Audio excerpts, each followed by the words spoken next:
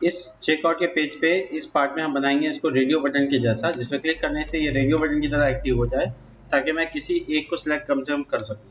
तो इसके लिए मैं क्या करूंगा, यहाँ पर जो डिज़ाइन मैंने लूप के अंदर रखा है उसके थोड़ा सा चेंजेस करेंगे। क्या चेंजेस है बताता हूँ मैं आपको। सबसे पहले चेंजेस तो ये है कि ये पूरा का पूरा एक लेबल टैग में आ जाएगा। देख रहे हैं आप, यहाँ पे पूरा का पूरा लूप है, इसको मैं लेबल के टैग पे डाल रहा हूँ। ठीक है, लेबल के टैग पर स्टार्टिंग और इसका एंडिंग जो है वो लेबल टैग पे खत्म कर रहा हूँ। दूसरी चीज़ ये है कि जब मैं इसको कर्सर रखूंगा तो ये टेक्स्ट वाला कर्सर नज़र आ रहा है, मुझे हाथ वाला कर्सर चाहिए। इसके लिए मैं यहाँ पे क्लास लगा देता हूँ, क्लास कर्सर पॉइंटर। ठीक है, तो मेरा कर्सर रखने पे देखो हाथ पॉइंट कर रहा है, इसके लिए हमने यहाँ पे कर्सर पॉइंटर लिखा है। इसके बाद मैं क्या करूँगा, इसमें एक इनपुट टाइप रेडियो बना लूँगा जो कि बेसिकली दिखेगा नहीं। ठीक है, तो मैं एक इनपुट टाइप रेडियो बना लेता हूँ और इस इनपुट टाइप रेडियो का टाइप होगा रेडियो। इसके अलावा मैं यहाँ पर इसमें नाम दे दूँगा। नाम एक्चुअल में मुझे एड्रेस आईडी चाहिए, तो मैं एड्रेस आईडी यूज़ करूँगा। नाम जो फॉर्म के लिए हमको चाहिए वो। ठीक है, इसके अलावा मुझे यहाँ पर वैल्यू जो है, वैल्यू में मुझे क्या चाहिए, एक्चुअल में एड्रेस का आईडी चाहिए, तो इसलिए मैं यहाँ पर यूज़ कर सकता हूँ PHP और $ADD के पास एड्रेस आईडी है वो मैं यहाँ पास कर दूँगा। That's it. और जो नेम होता है वो सेम होना चाहिए, तभी हम लोग पेयर कर सकते हैं। और क्लास लगा के मैं लिखूँगा PEER पेयर और SR ओनली यानी स्क्रीन रीड ओनली। ठीक है, SR ओनली मैं यहाँ पे डाल दूँगा।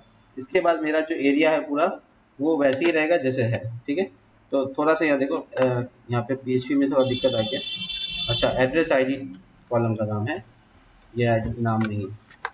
तो तुम जब इस पर नोटिस करोगे तो ये तो हो गया, यहाँ पे रेडियो बटन बन गया। ठीक है, बट कैसे पता चलेगा कि वो सिलेक्ट हुआ कि नहीं हुआ? तो इसके लिए मैं यहाँ पर आपको बताऊँ कि जब हम इसके ऊपर कर्सर क्लिक करेंगे तो फिर पेयर चेक बताएगा कि अगर मान लो, ये मैं बॉक्स में बता रहा हूँ। ठीक है, अगर मान लो पेयर चेक्ड है, देखो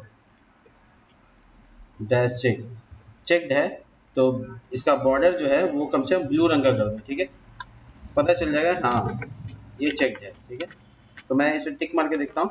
देखो इसका ब्लू रंग का हो गया, इसको ब्लू रंग का हो गया। इसका थोड़ा बॉर्डर चेंज कर देते हैं, बॉर्डर का जो विड्थ है यानी मोटाई है उसको थोड़ा बढ़ा देते हैं।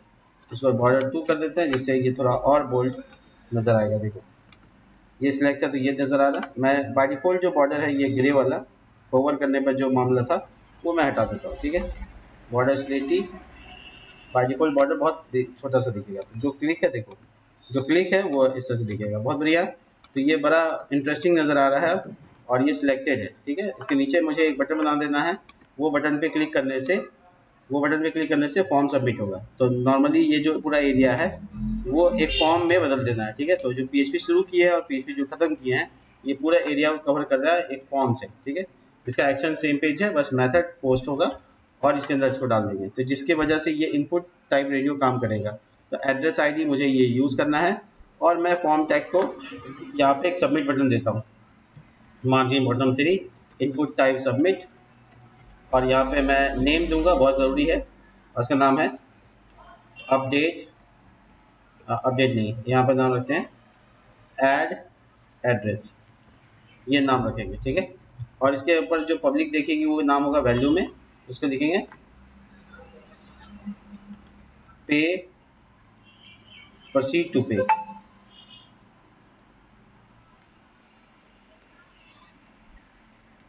प्रोसीड टू पे।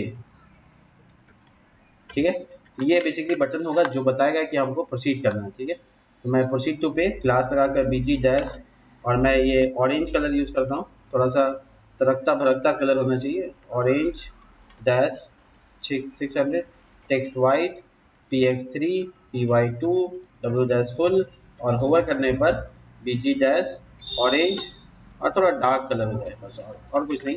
ये देखिए, ठीक है, तो ये कर्सर भी आ रहा है, अच्छे से काम कर रहा है। मैं जब इस पर क्लिक करूँगा, तो ये बेसिकली मुझे सबमिट बटन पर लेके जाएगा। अगर मुझे कर्सर चेंज करना है तो कर्सर डैश पॉइंटर, जिसके बाद क्या होगा कि मैं कर्सर को देख पाऊंगा चेंज होता हुआ। देखो ये पॉइंटर कर्सर हो गया, जिस पर क्लिक करके आगे बढ़ सकते हैं। तो ये मेरा जो सिलेक्टेड होगा, एक किसी को सिलेक्टेड करना पड़ेगा, तो उसके लिए मैं यहाँ पे लिख देता हूँ कि कौन सिलेक्टेड होगा। ठीक है, तो बेसिकली हम यहाँ पे पहला एलिमेंट को सिलेक्ट करना पड़ेगा। खैर, बिना सिलेक्ट किए अगर कोई जाता है यानी उसमें ऑर्डर एड्रेस आईडी नहीं है तो फिर क्या करना है वो बताते हैं। तो इसके लिए जैसे ये इंसर्ट का काम किए तो पूरा इफ मोड़ देते हैं हम यहाँ पे और यहाँ लिखते हैं update order table with address ID. ठीक है, तो वो मैं लिख रहा हूँ इफ इसेट $_पोस्ट और उसका जो बटन का नाम है वो है, देखो बटन का नाम है वो है ऐड एड्रेस। ठीक है, ऐड एड्रेस। इसके साथ साथ मैं अंदर आऊँगा और लिखूँगा फिर इसेट $_पोस्ट। क्या इसमें एड्रेस आईडी नाम का कॉलम आ रहा है? अगर आ रहा है तो फिर ठीक है, नहीं आ रहा तो एड्रेस आईडी। अगर इफ सेट हो रहा है तो ठीक है और नहीं हो रहा है तो ये मैसेज, मैसेज क्या है, please select address saved address. ठीक है, ये एक मैसेज हो जाएगा जो कि एड्रेस सेव किया हुआ को बताएगा। मैं चेक कराता हूँ, देखिए शुरू में तो किसी को सिलेक्ट नहीं किया बस मैं क्लिक कर रहा हूँ तो प्लीज, अब मैं जब किसी भी सिलेक्ट करके क्लिक करूँगा तो वो एरर नहीं आ रहा, मतलब बिना सिलेक्ट किए अगर कोई क्लिक करता है तो उसके लिए मैसेज है कि आपको सिलेक्ट करना होगा। ठीक है, तो सिलेक्ट करना बहुत ज़रूरी है। इसके बाद हम लोग इफ़ के अंदर में कुछ ऐसा करेंगे जैसे ऑर्डर इन्फॉर्मेशन बेसिकली अपडेट हो जाए। तो ऑर्डर इन्फॉर्मेशन लाना पड़ेगा हमको। ऑर्डर इन्फॉर्मेशन के लिए हम यहाँ पे लिखते हैं, देखो क्वेरी लिख रहे हैं हम यहाँ पे कि देखो क्या लिखा है कि ऑर्डर आईडी मेरा ये वेरिएबल में है। ठीक है, MySQL query update order set और एड्रेस, एड्रेस आईडी है उस कॉलम में where user ID is equal to user ID. इसके साथ एंड ऑर्डर्ड उसका जो होना चाहिए, ऑर्डर्ड जो कॉलम है वो फॉल्स होना चाहिए, ऑर्डर्ड फॉल्स। ठीक है, इसके अलावा और कुछ ध्यान देने की शायद ज़रूरत ना ही है, लेकिन यूज़र आईडी से पता चल जाएगा कि हाँ कौन से यूज़र को कर रहे हैं। ऐसा हो जाता है तो चेकआउट का पेज रिफ्रेश करना है, अगर नहीं होता है तो समथिंग वेंट रॉन्ग का मैसेज देना है। ये एकदम सही कनेक्शन है। मैं दिखाता हूँ आपको यहाँ पे, दोबारा से चेक करके दिखाता हूँ। देखिए इस ऑर्डर पे यानी इस टेबल के ऑर्डर पे मेरे पास कोई भी ऑर्डर टेबल नहीं है, किसी भी कॉलम में यहाँ एड्रेस आईडी नहीं है, बट मैं जब इस पर क्लिक करूँगा रिया पे और पे क्लिक करूँगा तो बेसिकली अपडेट होगा और अपडेट होने के बाद उसके बाद उसमें आईडी आ जाएगा। देखो आईडी 1 आ गया, इसका मतलब इसमें एड्रेस ऐड हो गया है। तो एड्रेस जैसे ही ऐड हो गया इसका मतलब एड्रेस इसके पास है। ठीक है, मतलब एड्रेस असाइन हो चुका है। अगर एड्रेस असाइन हो चुका है तो चेक दिखाना है, यानी कि बेसिकली हमको वो जिस पे हम ऑलरेडी टिक मारे हुए हैं वो हमको दिखाना चाहिए। तो कैसे दिखेंगे हम इसके लिए, तो हमको कॉलिंग करना पड़ेगा एड्रेस को, तब होगा ये पॉसिबल। तो कॉलिंग जहाँ पे हम कर रहे हैं एड्रेस को वहीं पे कॉलिंग करेंगे ऑर्डर को भी। माइस्क्वेल क्वेरी कनेक्शन वेरिएबल और select all from orders where user ID is equal to user ID and ordered is equal to false. तो ऑर्डर उसका फॉल्स होना चाहिए, दैट्स इट। तो ये हो गया आपका कंसेप्ट और इसमें हम लोग निकालना चाहते हैं एक डेटा जो सिंगल डेटा है मेरे पास, तो हम यहाँ पे लिखते हैं ऑर्डर डेटा। ठीक है, और मैं यहाँ पे लिखता हूँ माई स्क्वेल फिर चेहरे calling order variable, that's it. तो मेरे पास ऑर्डर डेटा आ गया। अब मैं यहाँ पे ये कहूँगा कि अगर देखो मैं यहाँ पे इफ एल्स लगाता हूँ, अगर इफ अगर ऑर्डर का डेटा में जो एड्रेस आईडी है, एड्रेस कॉलम का आईडी है वो बराबर हो गया एड्रेस के और एड्रेस आईडी में, तो फिर एक वेरिएबल मैं यहाँ पे बनाता हूँ डॉलर चेक्ड और उसको बाय डिफॉल्ट फॉल्स रखते हैं। लेकिन अगर किसी स्थिति में ये इफ ट्रू हो गया यही चेक वेरिएबल ट्रू हो जाएगा। ठीक है, और अगर जो भी होगा ट्रू या फॉल्स जो भी होगा वो यहाँ पे चेक के साथ दिखेगा। तो बेसिकली हम यहाँ PHP करते हैं और चेक वेरिएबल को डाल देते हैं। इससे देखते हैं फ़ायदा होता है कि नहीं। माइस्क्वेल एक्सेप्शन एरर आ गया यहाँ पे, बोल रहा है कि ऑर्डर्स, अच्छा ये ऑर्डर्स टेबल का नाम में गलती। तो देखते हैं इस पर टिक मारे हुए हम क्लिक करते हैं तो नहीं, ये देखो ये चेक डालना चाहिए बट नहीं आ रहा। तो ऐसे करते हैं check is equal to check true है या फॉल्स वो चेक करते हैं। ठीक है,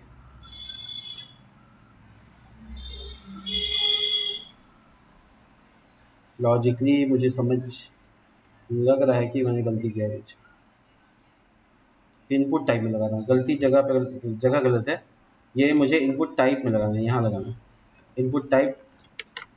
देखो ये चेक है, इस पर क्लिक करते हैं और ये देखो, देखिए इस पर क्लिक करने से ये चेक कैसे हो गया। तो एड्रेस आईडी, एड्रेस आईडी की जगह पे मैच कर जाए, तो इसका मतलब है कि फॉल्स वाला काम नहीं कर रहा है। एक मिनट मैं चेक करता हूँ, डबल कोट्स में अगर मैं फॉल्स लिख दूँ तो भी ये ट्रू हो गया लास्ट में। खैर इस लॉजिक को बाद में देख लेंगे, इसको हटा देते हैं हम, ठीक है, चेक वाला मसला। और अभी मेरे पास हो गया ऑप्शन कि हम किसी भी क्लिक करके आगे बढ़ सकते हैं, जिसका भी क्लिक करेंगे उसका आईडी नज़र आएगा। देखो ऑर्डर आईडी 2 था तो ऑर्डर आईडी नज़र आया, बहुत बढ़िया बन गया है यहाँ पे चेकआउट का पेज। मिलते हैं नेक्स्ट वीडियो में, और उसमें क्या करेंगे कि क्लिक करने के बाद जो पेज आएगा उसमें पेमेंट का इन्फॉर्मेशन, यानी पेमेंट ट्रांजेक्शन करेंगे। बेसिकली अभी इस प्रोजेक्ट में हम COD का इस्तेमाल करेंगे, कैश ऑन डिलीवरी का इस्तेमाल करेंगे, और कैश ऑन डिलीवरी का इस्तेमाल करने के बाद उसको पेमेंट से ऑर्डर में कन्वर्ट करेंगे। मिलते हैं नेक्स्ट वीडियो में, तब तक के लिए बाय।